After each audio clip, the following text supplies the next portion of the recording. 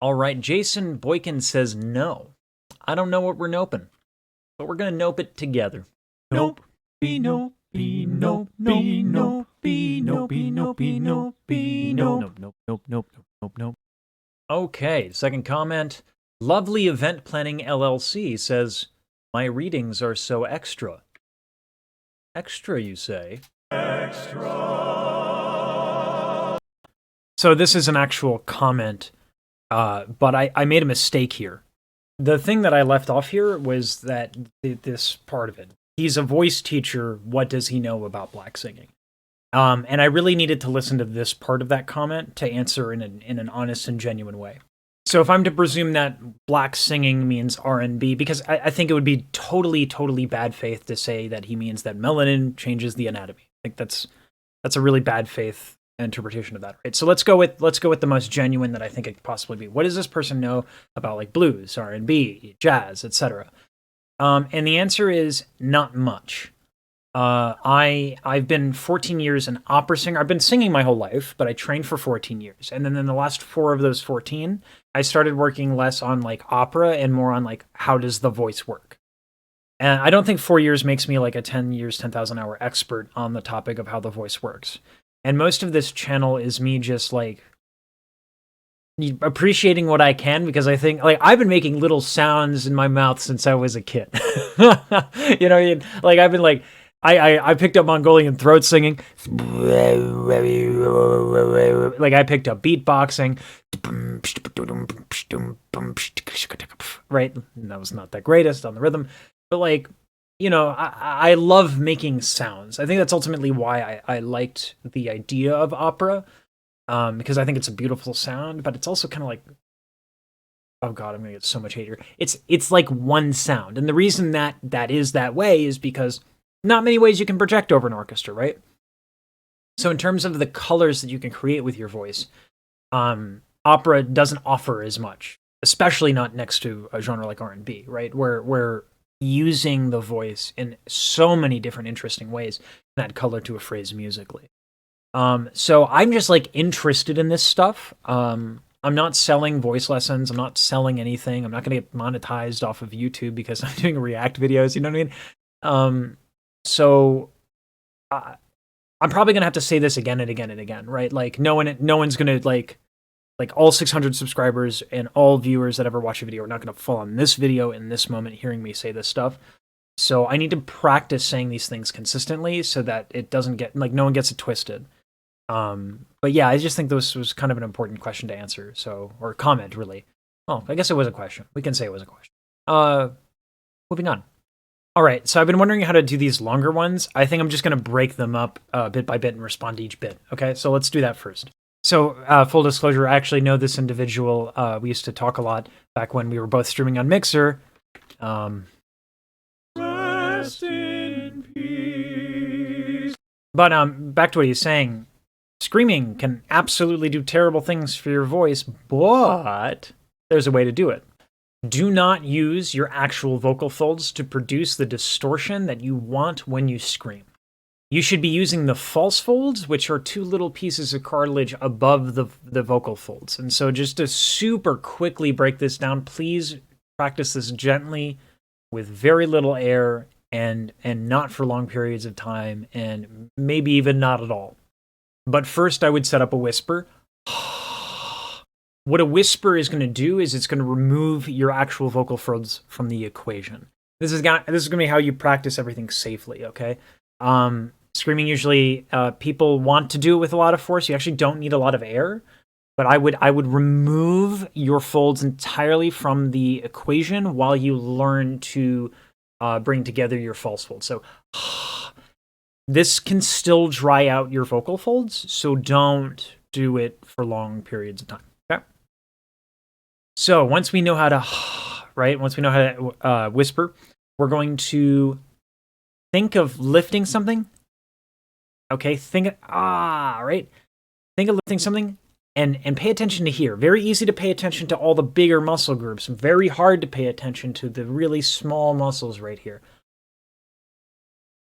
But once you feel it, once you find it, you know that you can contract it. So the false folds can go wide, And that gives you the inner world voice. Very deep, very rich, very open sound. Then speaking voice is usually just right in the middle. And then together you get this really gritty sound. Oh, yeah. But it doesn't accept a lot of breath pressure.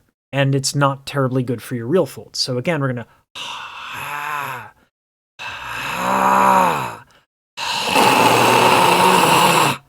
And you can get a lot of distortion, although that was almost like a gargle sound and not really the real deal. But, you know, I'm not a metal singer. I just know how this stuff works. So that would be how you kind of like go and find it. There are better YouTube channels for this. Voice Hacks, I know, is one. There are a couple of others. But that's the basic premise. Now, once again, the potential to do real harm to your voice is here. One of the things I would recommend is I have coffee stirrers and straws all over my practice room.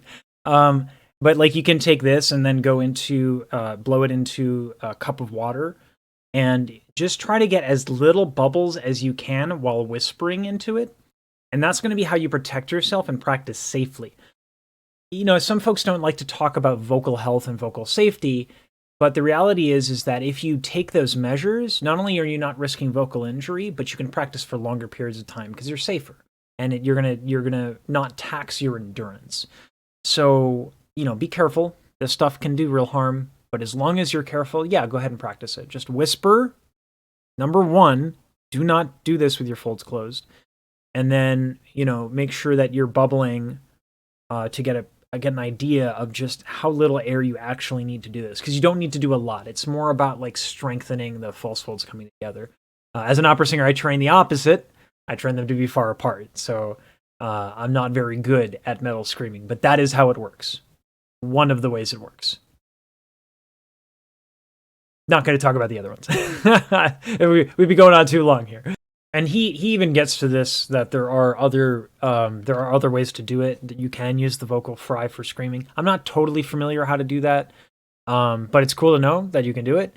Melissa Cross is probably like the person who built her reputation, her entire singing studio off of teaching people to scream. It's really cool. She has a video called The Zen of Screaming. If you're really interested, go check that out.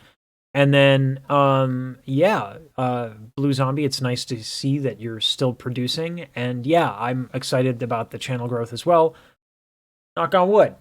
Anything can happen, you know, but I enjoy it for now. So thank you.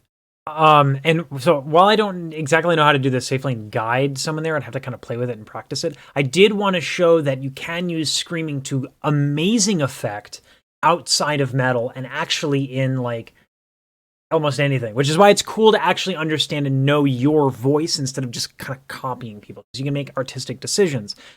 This is from Colors. This is probably one of my favorite performances. Okay, so a lot of learning moments here.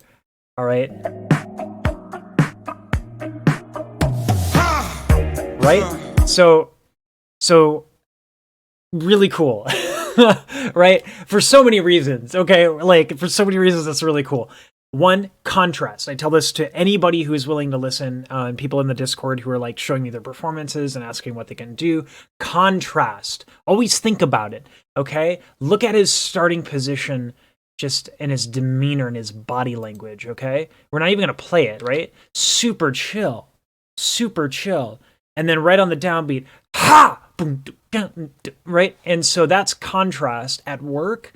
And it's also, we could say, like a way of trying to, you know, bring in some masculinity and in an artistic statement. I mean, that would be a little esoteric, but I think you could actually make a statement of that. But anyway, it's just a really cool artistic decision, a really cool moment.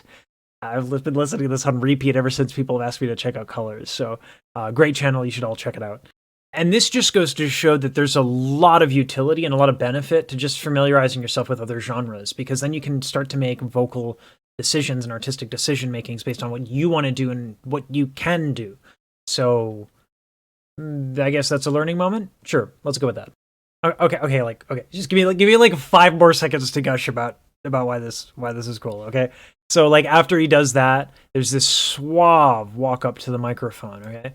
He just walks up really cool, very suave, and then he starts singing this like, And he's loose and he's dancing. I can't dance. It's awkward. No one wants to see it. But the point is that like contrast. You always, if you're ever stuck and you don't know what to do, but you want to make a strong statement, contrast. It's a really good principle to follow. This is 2 questions in one, but someone asked about their nasality, and then another person asked about how they can learn technique without copying and maybe more understanding their own voice.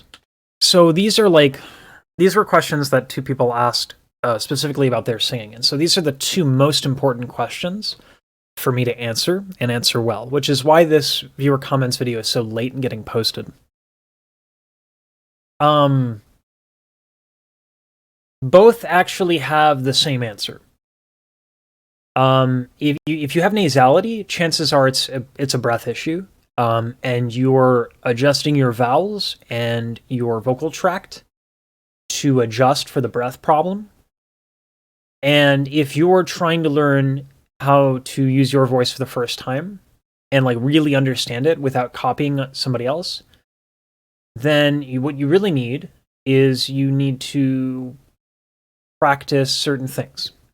And so the reason why I lump these 2 questions together is because the answer that I can provide, the best one I can do, is to actually just make more educational content for people who are really serious about learning. So that's what I'm going to do. I'm moving this month, so it makes it really hard to just unleash a crud ton of that stuff, because that for me is going to take way more work, and it also gets less views. So I have to make sure that it's worth my time, but the quality is also really good. And so I need to think about that a little bit. What I'll probably do, what I'm thinking right now, is a live stream a few things. Like one of the things that I think would be great to cover would be like Jasmine Sullivan's Luscious Lows, right? I can put that on a thing and make a live stream about that. Because really, to get luscious lows, you need incredibly strong fundamentals.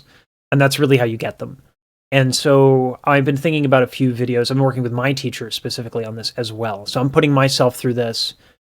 And once I have something, I'll probably do a live stream about it. So stay tuned for that. If you're interested in that, hit the all notifications, join the Discord, and bother me about the live streams, because that's where I think the most valuable information will come from, not just because I'll have prepared a lot more than any other content that I do, but also because you can, ask questions, right? That's the value of a live stream. That's the value of the Discord, is you can bother me. You have access to me in real time. So, utilize me as a resource. It's literally why the channel exists. Here's a face that I'm making now for no reason. All right. Since I was, there's so many comments, so I gotta do another one of these, but, that's it for this video. Hit me up with as many questions as you want. But again, it's always easy. They get lost on YouTube. The YouTube comments at this point, I have hundreds of comments. It's hard. So if you want to get access to me, just join the Discord. Link to that in the description. And stay tuned for the live stream, because that's when I'll be in the mindset and available to actually teach singing. Until next time, happy singing.